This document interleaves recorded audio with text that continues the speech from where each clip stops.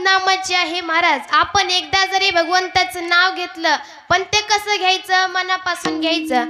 एकदा जरी भगवंताचं नाम घेतलं तरी आपले अनेक जन्माजन्माचे पाप हे नष्ट होऊन जात असतात. कसे अनेक जन्माजन्माचे पाप हे आपले नष्ट होऊन जात असतात. ऐका, मग मरण हे आपण किती जरी चुकवण्याचा प्रयत्न केला तरी हा देह नाशिवंत आहे, जाणार आहे. हा नाशिवंत देह एक ना एक दिवस जाणार आहे. आपण किती जरी मरण चुकवण्याचा प्रयत्न केला तरी मरण हे अटळ आहे. मृत्यू हा अटळ आहे. हा एक ना एक दिवस, हा देह एक ना एक दिवस जाणारच आहे. काही आपल्या मृत्यू लोकांमध्ये काही लोक असे असतात की मरण चुकवण्याचा फार प्रयत्न करत असतात. तुम्हाला उदाहरणाद्वारे सांगून जाईल. ऐका, एक 30 वर्षाचा तरुण होता. किती? 30 वर्षाचा तरुण होता. एके दिवशी त्याला घेण्यासाठी यमराज आले. यमराज आल्याच्या नंतर, उदाहरण आहे महाराजा, यमराज आल्याच्या नंतर यमराज त्याला म्हणाले, चल तुझा तुझा बिस्तारा पटकन बांध आणि माझ्याबरोबर चल. तेव्हा तो म्हणाला, तुम्ही कोण आहात? यमराज म्हणाले, मी यम आहे. कोण आहे? यम आहे. आता साक्षात यमराज डोळ्यासमोर आहेत. म्हणलं, हा काय गाणे म्हणणार आहे का? तेव्हा तो म्हणाला, महाराज, तो म्हणाला, तुम्ही कोण आहात? यमराज म्हणाले, मी यम आहे. यमराज म्हणाले, चल आता पुढचं काही बोलू नको, आपल्याला जायला टाइम होत आहे, लवकर तुझं गठुडं बांधा आणि माझ्यासोबत चल. तेव्हा तो म्हणाला, अहो यमराज, माझं वय आता 30 आहे, मला अजून जगायचं आहे, मला इतक्या लवकर तुमच्या बरोबर यायचं नाही. मग यमराज म्हणाले, अरे जगायचं तुझ्या हातात नाही. काय म्हणले? जगायचं तुझ्या हातात नाही, तर जगू द्यायचं हे माझ्या हातात आहे. तुझा बिस्तारा पटकन बांध आणि माझ्यासोबत लवकर चल. तेव्हा आता हा माणूस इतका चालक होता, लई चतुर होता. हा यमराजाला म्हणाला, अहो यमराज, आपल्याला जायचेच आहे. काय म्हणला? आपल्याला जायचेच आहे, परंतु आपण काय करू? जाण्यापूर्वी थोडासा चहा पाणी घेऊ आणि मग जाऊया. तेव्हा यमराज म्हणाले, बरं ठीक आहे, घेऊ. मग यमराज चहा पाण्याला तयार झाले. मग त्यानं मस्त यमराजाला बसायला गादी टाकली, झोपण्याकरिता उशी टाकली. यमराज गादीवर बसले. त्यांनी यमराजाला पाणी दिलं आणि चहा करायला आत गेला. 2 कप चहा केला आणि जो यमराजाचा कप होता त्या कपामध्ये त्यानं झोपेची गोळी टाकली. कशाची? झोपेची गोळी टाकली. आणि मग तो चहा यमराजाला दिला. यमराजाला दिल्याच्या नंतर यमराज चहा पिले आणि गाढ झोपी गेले. आणि मग काय झालं होतं माहिती आहे का? जेव्हा यमराज त्याला घेण्याकरिता आले होते तेव्हा हा काय म्हणायचा, मला यायचं नाही. मग यमराजाच्या हातात कायमचीच असती लिस्ट असती मोठी माणसांची. त्याच्यातलं पहिलं नाव हे त्याचं होतं. 50 लोकांची यादी होती, पहिलं नाव त्याचं होतं. मग यमराजाच्या उशाला ती 50 लोकांची यादी होती. मग यानं काय केलं? यमराज गाढ झोपी गेले की ती 50 लोकांची यादी होती, त्याच्यातलं जे पहिलं नाव त्याचं होतं ना, त्यानं ते नाव खोडलं आणि सगळ्यात शेवटला नाव टाकलं आणि सुटकेचा मोकळा श्वास घेतला आणि तोही यमराजाबरोबर झोपला. सकाळी उठल्याच्या नंतर यमराज त्याला म्हणाले, वा तरुणा, ताजित्वाने मी तुझ्यावर फार खुश झालेलो आहे. तू मला एवढं तुझ्या घरी बोलवलं, मस्त गादी टाकली, उशी टाकली, चहा दिलं, पाणी दिलं, मी तुझ्या घरी मस्त आरामात झोपलोही. आता हे बघ, मी तुझ्यावर खूप खुश झालेलो आहे. आता मी तुझ्यासाठी एक काम करतो. आता लिस्टला वरून काही सुरुवात करत नाही, खालूनच सुरुवात करतो. आणि खाली कोणाचं नाव होतं? त्यानं वरचं नाव खोडून खाली टाकलं होतं. मग चुकलं का मरण? तर नाही. हा मृत्यू अड्डळ आहे, मरण हे निश्चित आहे महाराज. त्यामुळे आपण लाख जरी प्रयत्न केले तरी मरण हे चुकू शकत नाही. घडी घडी काळ वाट याची पाहे, अजूनही किती आहे अवकाश. तो काळ आपल्यावरती टपून बसलेला आहे. आपण किती जरी प्रयत्न केला तरी आपण चुकू शकत नाही. यमाच्या तावडीतून आपण चुकू शकत नाही. कोई लाख करे चतुराई, करम का लेख मिटेना रे भाई. आपण लाख जरी प्रयत्न केले तरी दादांनो, हा देह नाशिवंत आहे. एक ना एक दिवस हा जाणारच आहे. नाशिवंत देह आहे, एक ना एक दिवस जाणार आहे. तो काळ आपल्यावरती टपून बसलेला आहे. त्याच्या मनात फक्त एवढं चालू आहे, कधी आपला तो दिवस येतोय आणि कधी आपल्याला घेऊन जातोय. तो काळ आपल्यावरती टपून बसलेला आहे. कधी झडप घालेल, कधी काय होईल हे सांगता येत नाही. म्हणून जोपर्यंत आहे तोपर्यंत भगवंताचं नामचिंतन करा, नामस्मरण करा. कारण हा देह नाशिवंत आहे. अभंगाचा द्वितीय चरण. नाशिवंत देह जाणार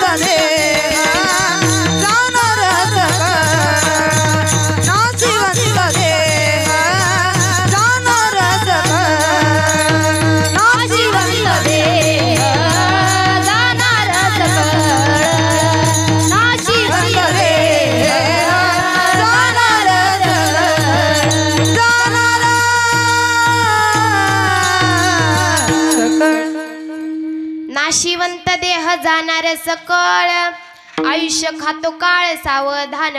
देह नासका आहे, कुचका आहे, नाशिवंत आहे. हा एक ना एक दिवस जाणार आहे. तो काळ आपल्यावरती टपून बसलेला आहे महाराज. एक ना एक दिवस आपल्याला जायचंच आहे. म्हणून घाई परमार्थ करा, लवकर त्या भगवंताला प्राप्त करून घ्या. आणि जीवनामध्ये आल्याच्या नंतर खरं तर संतांची संगती करा महाराज, आणि परमार्थ मार्गाची तातडी करा. कारण संतांच्या संगतीमध्ये देखील फार मोठी ताकद आहे. संतांबरोबर आपण कसंही वागलो, कसंही काहीही केलं तरी सुद्धा संत हे आपल्याला चांगल्या मार्गाने लावत असतात. त्यांच्या मनामध्ये कधीच आपल्याबद्दल वाईट विचार येत नाही. संत हे संतच असतात. ते उदार असतात, दयाळू असतात, कृपाळू असतात. त्यांच्याबद्दल आपल्याबद्दल त्यांच्या मनात फार प्रेम असतं महाराज. म्हणून जीवनामध्ये आल्याच्या नंतर संतांची संगती करा. संगत संतन की करले, जन्म का सार्थक कछु करले. संगत संतन की करले, जन्म का सार्थक कछु करले. संगत संतन की करले, जन्म का सार्थक कछु करले. संगत संतन की करले, जन्म का सार्थक कछु करले. उत्तम नरदेह पायो प्राणी, उत्तम नरदेह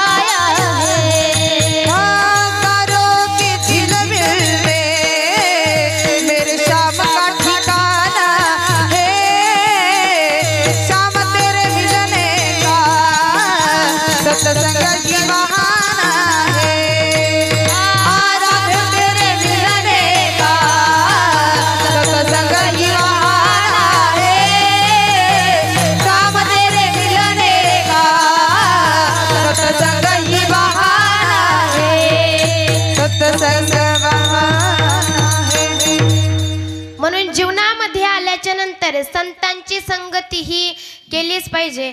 कारण आपण संतांबरोबर कसंही वागलो तरी फक्त संतांच्या मनामध्ये विचार काय असतो, यांचं कसं चांगलं करता येईल असंच असतो. ऐका, तुम्हाला सांगून जाईल, जगद्गुरु तुकोबाराय आज आपण ज्यांचा अभंग सेवेकरिता निवडलेला आहे ते असणारे जगद्गुरु तुकोबाराय. त्यांच्या घरचे अन्न करिता 14 माणसं मिली तरी सुद्धा जगद्गुरु तुकोबारायांचं घरचं भजन काही बंद झालं नाही माई बाप्पा हो. एवढं ते भगवंताचं नामचिंतन करत होते. अन्न करिता 14 माणसं गेली तरी सुद्धा त्यांच्या घरचं भजन काही बंद झालं नाही. मग ही गोष्ट कोणीतरी रामेश्वर शास्त्रींना सांगितली. म्हणाले, अहो काय तो तुकाराम काय भगवंताचं भजन करतो, काय देवाचं नाव घेतो, काय लोक त्याच्या पाया पडतात, असं चाडून वाढून रामेश्वर शास्त्रींना सांगितलं. तेव्हा रामेश्वर शास्त्री रागाने एकदम लालबुंद झाले आणि लगेच जगद्गुरु तुकोबारायांच्या घरी आले आणि म्हणाले, कुठं आहे तो तुकाराम, स्वतःला फारच छान समजतो, कुठं आहे, बोलवा त्याला बाहेर. तेव्हा तुकोबारायांच्या घरचे घरातून बाहेर आले आणि तेव्हा ते म्हणाले, का हो काय झालं रामेश्वर शास्त्री, का आलाय तुम्ही. तेव्हा रामेश्वर शास्त्री म्हणाले, मला बाकी काही बोलू नका, तो तुकाराम कुठे गेलाय तेवढं सांगा. तेव्हा ते म्हणाले, त्यांच्या घरचे म्हणाले, तुकाराम महाराजांच्या घरचे म्हणाले, काय झालं, तुकाराम महाराज आत्ताच शौचास गेले. कुठे गेले, कोणत्या ठिकाणी गेले, ह्या ठिकाणी गेले. तेव्हा रामेश्वर शास्त्री त्या ठिकाणी गेले आणि कुठून तरी आवाज येत होता, पांडुरंग हरी पांडुरंग हरी. तेव्हा रामेश्वर शास्त्री तिथे गेले आणि म्हणाले, का रे एवढ्या घाणी देवाचं नाव घेतो, तुला काही कसं वाटत नाही, एवढ्या घाणी देवाचं नाव घेतो. तेव्हा तुकाराम महाराज म्हणाले, अहो रामेश्वर शास्त्री, मी नाही देवाचं नाव घेत, आता माझ्या जिभेला सवयच झालेली आहे, ती माझी जीभ माझं काहीच ऐकत नाही. माझी मज झाली अनावर वाचा, माझी मज झाली अनावर वाचा, माझी मज झाली अनावर वाचा, माझी मज झाली अनावर वाचा, माझी मज झाली अनावर वाचा, माझी मज झाली अनावर वाचा, माझी मज झाली अनावर वाचा, माझी मज झाली अनावर वाचा. छंद या नामाचा घेतला से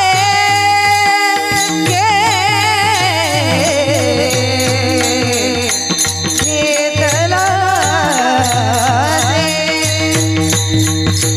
छंद या नामाचा घेतला से, छंद या नामाचा घेतला से, माझी मज झाली अनावर वाचा, माझी मज झाली अनावर वाचा, माझी मज झाली अनावर वाचा, माझी मज झाली अनावर वाचा. माझी मज झाली अनावर वाचा, छंद या नामाचा घेतला असे. तेव्हा तुकोबाराय म्हणतात, अहो मी नाही घेत भगवंताचं नाम, माझ्या जिभेला सवयच झालेली आहे, माझी वाचा आता अनावर झालेली आहे, ती माझं काहीही ऐकत नाही. रामेश्वर शास्त्री म्हणाले, बघू तुझ्या जिभेला खरंच सवय झालेली आहे का, थांब तुझी जिभ चोडून काढतो. आणि महाराज त्या दुष्ट रामेश्वर शास्त्रीनं काय केलं तर तुकोबारायांची जीभ बाहेर ओढून काढली. तरी सुद्धा आतून आवाज येत होता, श्री विठ्ठल श्री विठ्ठल. तेव्हा खरंच रामेश्वर शास्त्रींना कळलं की हा काही साधारण महात्मा नाही, साधारण पुरुष नाही. मने रामेश्वर भट्ट तुझा, तुका विष्णू नाही तुझा. तेव्हा रामेश्वर शास्त्रींना कळलं की खरंच हा काही साधारण साधा सुद्धा महात्मा नाही. तेव्हा रामेश्वर शास्त्री म्हणाले, तुकाराम महाराज मला माफ करा, मी तुम्हाला ओळखू शकलो नाही, मला माफ करा, परंतु ऐका तुमच्यापासून मला वेगळं काही करू नका, करा क्षमा पराधमा महाराज तुम्ही सिद्ध. तेव्हा तुकोबराय म्हणाले की जाऊ द्या, उठा शास्त्री, जाऊ द्या, माणूस हा चुकीचा पुतळा आहे, माणसाकडून चुका ह्या होतच असतात, परंतु मी तुम्हाला अगोदर सांगितलं होतं का नाही की मी नाही भगवंताचं नाव घेत, माझ्या जिभेला आता सवय झालेली आहे, ती माझं काही ऐकत नाही. तेव्हा रामेश्वर शास्त्रींनी मग त्यांची माफी मागितली. आता रामेश्वर शास्त्री हा किती दुष्ट होता तरी सुद्धा तुकोबरांनी त्याला चांगल्या वळणाला लावलं महाराज. एवढं डायरेक्ट रामेश्वर शास्त्रीने तुकोबरांची जीभ ओढून काढली, जीभ ओढून बाहेर काढली, तरी सुद्धा रामेश्वर शास्त्री तुकोबरा त्यांना काही म्हणले नाही. आता विचार करा, त्या ठिकाणी आपण जर असतो तर काय केलं असतं? पुरुष वर्ग काय केलं असतं? पत्र्याखालच्या इकडे लक्ष द्या, गप्पा हाणू नका. काय केलं असतं? पायलीच्या 50 शिव्या देऊन मोकळं झालं असतं, चांगल्या लाथा दिल्या असत्या, नाहीतर direct way to police station. बरोबर की नाही? परंतु तसं नाही, संत हे संतच असतात. संतांसारखं मन हे दुसरं कोणासारखंच नाही. संतांचं मन हे आपल्या आईच्या मनासारखं असतं. माई बाप्पा हो, संतांचं मन हे आईच्या मनासारखं असतं. म्हणून जीवनामध्ये संतांची संगती करा. आपण किती जरी वाईट असलो, किती जरी दुष्ट असलो, तरी संत आपल्याला चांगल्या मार्गाने लावत असतात. जीवनामध्ये आल्याच्या नंतर एवढंच आहे, बाकी काहीच नाही. संतांची संगती करा आणि परमार्थ मार्गाची तातडी करा. अभंगाचा तृतीय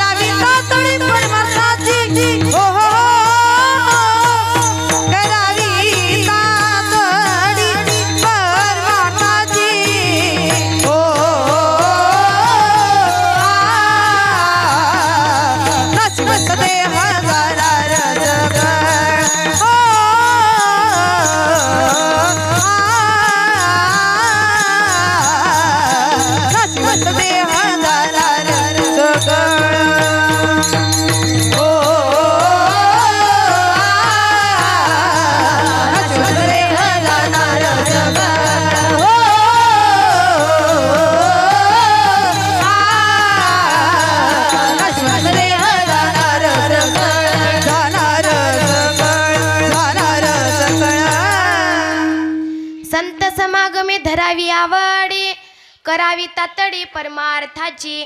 म्हणून जीवनामध्ये आल्याच्या नंतर संतांची संगत करायची आणि परमार्थ मार्गाची तातडी करायची, भगवंताचं नामस्मरण करायचं.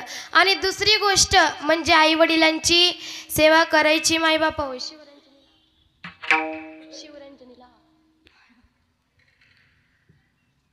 परमार्थ मार्गाची तातडी करायची आणि संतांची संगती करायची आणि आई वडिलांची सेवा करायची. मायबापा हो आई वडिलांची जागा आपली आई वडीलच घेऊ शकतात, दुसरं कोणीच नाही. त्यांची जागा त्यांच्याशिवाय कोणीच घेऊ शकत नाही. आई वडील आपल्यावर एवढं प्रेम करत असतात. मायबापा हो आपले आई वडील हे म्हणजे फक्त आपले आई वडीलच असतात. आपण किती जरी दुसऱ्याला आपलं आपलं मानलं तरी सुद्धा ते आपल्या आई वडिलांसारखं कधीच आपल्याला प्रेम देऊ शकत नाहीत. एवढे आपले आई वडील असतात. ऐका, आई म्हणजे काय? आज या पुणेकर परिवारातली एक आईच गेलेली आहे. कोणाची आई असेल, कोणाची आजी असेल, कोणाची सासू असेल, कोणाची आजी असेल, आई असेल. आज या पुणेकर परिवारातली एक आईच गेलेली आहे. मायबापा हो गेले 1 वर्ष झाले या पुणेकर परिवारावरती मोठा दुःखाचा डोंगर हा कोसळलेला असतो. अरे आई म्हणजे काय? आई म्हणजे काय तर आ म्हणजे आत्मा आणि ई म्हणजे ईश्वर. ही आई असते. अरे स्वतःच्या जीवाचा ती कधीच विचार करत नाही, परंतु आपल्या लेकराच्या जीवाचा विचार करत असते. लेकराचे हित, लेकराचे हित, लेकराचे हित, लेकराचे हित, लेकराचे हित, लेकराचे हित, लेकराचे हित, लेकराचे हित. लेकराचे हित, लेकराचे हित, लेकराचे हित, लेकराचे हित,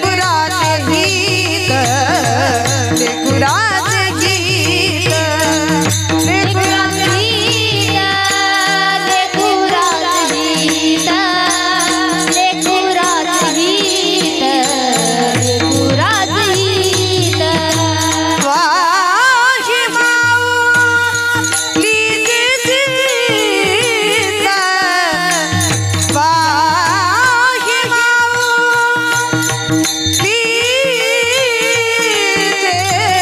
चित्त, माऊलीचे चित्त, ऐसी कळवळ्याची जाती, ऐसी कळवळ्याची जाती, ऐसी कळवळ्याची जाती, ऐसी कळवळ्याची जाती, ऐसी कळवळ्याची जाती, ऐसी कळवळ्याची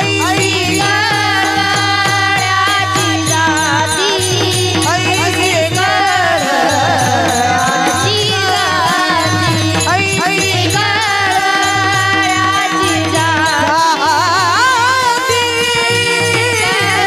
कळवळ्याची आईचं हित फक्त आईचं चित्त फक्त लेकराच्या हितामध्येच गुंतलेलं असतं. मायबापा हो म्हणून आई वडिलांची सेवा करा. परंतु आजकाल या कलियुगामध्ये अशी मुलं जन्माला आली की आपल्या आईवडिलांनी आपल्याला किती जरी जपलं, किती जरी लहानाचं मोठं केलं, तर हाताच्या फोडाप्रमाणे जपलं तरी सुद्धा मुलं आपल्या आईवडिलांना शेवटी विसरून जात असतात. मायबापा हो त्याच्यातलाच एक प्रसंग आहे, तुम्हाला सांगून जाईल. ऐका, एका गावामध्ये एक सुखी कुटुंब राहत होतं. गरीब घराण्यातलं होतं महाराज, एकदम गरीब घराणं होतं. कष्ट नाही केलं तर त्यांना खायला काहीच नव्हतं. रोज त्या बापाला कामाला जावं लागत होतं. आणि त्या घरात जी मुलगी होती का, छोटी होती, तिचं लहानपणापासून स्वप्न होतं की मी इंजिनियर व्हावं. काय होतं? मी इंजिनियर व्हावं असं तिचं लहानपणापासून स्वप्न होतं. मग काय, ती मोठी झाली, 10वी 12वीला गेली. नंतर तिच्या घरामध्ये तिच्या लग्नाचा विचार सुरू झाला. आता घरची परिस्थिती अतिशय हालाखीची होती, म्हणून ती काही इंजिनियर होऊ शकली नाही.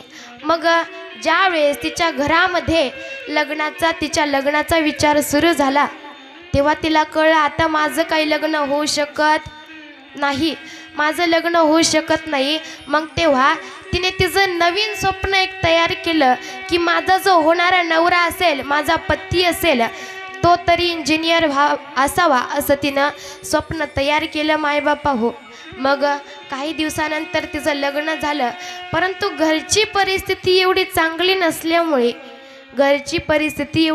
नसल्यामुळे तिला शेतकऱ्यालाच देण्यात आली. लग्न झाल्याच्या नंतर काही दिवसांनी ती तिच्या नवऱ्याला म्हणाली, अहो माझं लहानपणापासून लई स्वप्न होतं की मी इंजिनियर व्हावं, परंतु काय सांगता आमच्या घरची परिस्थिती, आमच्या वडिलांची परिस्थिती चांगली नसल्यामुळे मी काही इंजिनियर होऊ शकले नाही. मग जेव्हा आमच्या घरामध्ये माझ्या लग्नाचा विचार सुरू झाला तेव्हा मी माझं एक नवीन स्वप्न तयार केलं की माझा होणारा पती तरी इंजिनियर असावा, परंतु आता तुम्हीही इंजिनियर नाहीत. तेव्हा तिचा नवरा म्हणाला, तिचा पती तिला म्हणाला, जाऊ दे तू टेन्शन घेऊ नको, आपल्याला जी मुलं होतील ती आपण इंजिनियर बनू. असं त्या दोघांनी एक नवीन स्वप्न तयार केलं मायबापा हो. काही दिवसानंतर तिला एक छोटासा बाळ झालं, छोटा मुलगा झाला. तेव्हा तिला दवाखान्यामध्ये नेण्यात आलं. जो तिचा नवरा होता त्या बाळाचा बाप तो काही कामानिमित्त बाहेर गेला होता. त्याला फोन करून सांगण्यात आलं की तुला मुलगा झालेला आहे. आता मुलगा झाला असं म्हटलं की त्याला इतका आनंद झाला मायबाप्पा हो, इतका आनंद झाला की त्या आनंदाच्या भरामध्ये त्याला काहीही कळलं नाही. इतका आनंद झाला होता, आनंदाच्या भरामध्ये लगेच त्याने गाडी काढली आणि दवाखान्याच्या दिशेने निघाला. परंतु इतका तो आनंदाच्या भरामध्ये होता की पुढून एक ट्रक आला आणि त्या ट्रकने तिथेच त्याला उडवलं. मुलगा झाला आणि बाप मेला अशी त्यांची हकीकत झाली मायबापा हो. ही गोष्ट ज्यावेळेस त्या आईला कळली तेव्हा ती हंबरडा फोडून दवाखान्यातच रडू लागली. परंतु तिने धीर धरला. तिने विचार केला, अरे आपण जर असं रडलो, आपण जर असा धीर सोडला तर आपल्या या मुलाचं काय होणार आहे. आपण धीर धरायचा, आता रडायचं नाही. मग ती आई रोज दुसऱ्याच्या घरी कामाला जायची, रोज दुसऱ्याची धुणं भांडी करायची आणि त्यांचा उदरनिर्वाह चालवायची. त्यांचं स्वप्न होतं ना मुलगा इंजिनियर व्हावं. तिनं ठरवलेलं माझ्या मुलाला काहीही करून इंजिनियर बनवायचं म्हणजे बनवायचंच. ती आई दुसऱ्याच्या घरी कामाला जायची, दुसऱ्याची भांडी घासायची, धुणं धुवायची आणि मग काही दिवसानंतर तो मुलगा मोठा झाल्याच्या नंतर त्याला मुंबई, पुणे अशा मोठ्या शहर ठिकाणी त्याला शिकण्याकरिता पाठवलं आणि तिथे गेल्याच्या नंतर तो मुलगा चांगलं शिकू लागला. काही दिवसानंतर तो इंजिनियरही झाला. त्याने तिकडेच त्याचं लग्नही केलं. मग त्यानं विचार केला की आपण आता आपल्या आईला इकडे घेऊन येऊया, असा त्यानं विचार केल्याच्या नंतर त्यानं ठरवलं आपल्या आईला आपण इकडे घेऊन येऊया. मग तो गावाकडे आला, आपल्या आईला तिथे घेऊन गेला. त्यांचं घर फार मोठं होतं. मुलगा इंजिनियर होता, त्या आईची सून देखील इंजिनियरच होती, ती देखील इंजिनियरच होती. आता हे दोघे दिवसभर कामाला जायचे, ड्युटीवर जायचे. इंजिनियर होते, दिवसभर ड्युटीवर जायचे. आता त्या आईचं वय झालं होतं महाराज, म्हातारी झाली होती. लहानपणापासून ती कामातच होती. एवढं काम करून करून तिला एक रोग झाला होता. त्याच्यात त्यांचं एवढं मोठं घर आणि त्या घरातलं अख्खं काम ती एकटी करायची. सून साधा झाडणाला सुद्धा हात लावत नव्हती. ती बिचारी आई घरातलं सगळं काम करायची. आणि मग एवढं काम करून करून तिला टीबीचा रोग झाला होता. टीबी म्हणजे सारखा खोकला येणे, टीबीचा रोग झाला. आणि एके दिवशी काय झालं, हे सगळेजण झोपल्याच्या नंतर ती आई खोकू लागली. खोकल्याचा लय डेंजर रोग झाला होता मायबापा हो. तिला खोकू लागली तेव्हा ती सून उठली, आपल्या नवऱ्याला उठवलं आणि म्हणाली, का हो आपण दिवसभर ड्युटीला जायचं आणि रात्री आल्याच्या नंतर ह्या म्हातारीची असली कटकट ऐकायची. रात्रभर ही खोकते, झोप सुद्धा येऊन देत नाही माणसाला. ऐका, ही असली आपल्या घरात ठेवायची नाही, ती डायरेक्ट म्हणाली आत्ताची आत्ता ह्या म्हातारीला आपल्या घरामधून काढा. ऐका, एक तर ती म्हातारी या घरामध्ये राहील, नाहीतर मी राहील. जर मी राहिले तर ती म्हणजे जर ती म्हातारी राहिली तर मी या घरामध्ये राहणार नाही. मी आत्ताची आत्ता माझ्या माहेराला निघून जाईल. तेव्हा तो मुलगा म्हणाला, अगं माझी ती आई आहे. जेव्हापासून मी लहान असताना माझे वडील गेले ग, तेव्हापासून माझ्या आईनं हाडाचं काढ करून रक्ताचं पाणी करून मला शिकवलं, एवढं मोठं केलं. आज मी या पदावर तिच्यामुळंच आहे ग. मी तिला कसं सोडून देऊ, तूच सांग ना. तेव्हा ती म्हणते, आता हे मला काहीही सांगायचं नाही, तुमचा विचार तुम्हीच करायचा, मला काहीही सांगायचं नाही.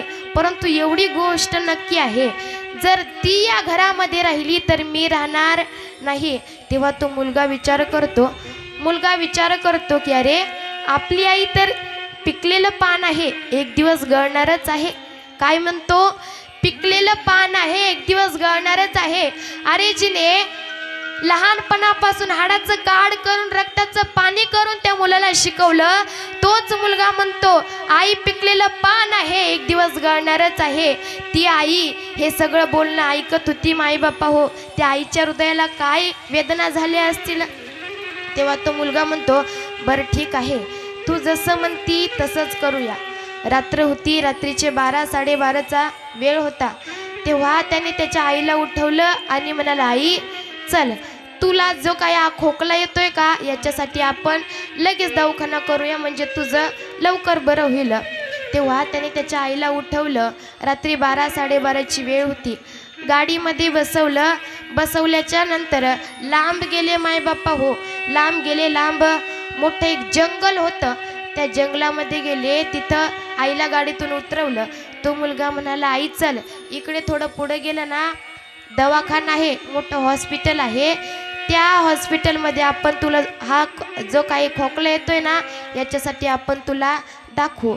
मग ते दोघे गेल्याच्या नंतर मायबाप्पा हो, ते जंगल एवढं घनदाट होतं, एवढी सगळीकडं मोठी मोठी दाट अशी झाडं वाढलेली होती, सगळीकडं पालापाचोळा पडला होता. फार आत गेले, जंगलाच्या फार आत गेल्याच्या नंतर तो मुलगा त्या आईला म्हणतो, अगं आई थांब, पुढे मोठं हॉस्पिटल आहे आणि त्या ठिकाणी मेडिकलही आहे.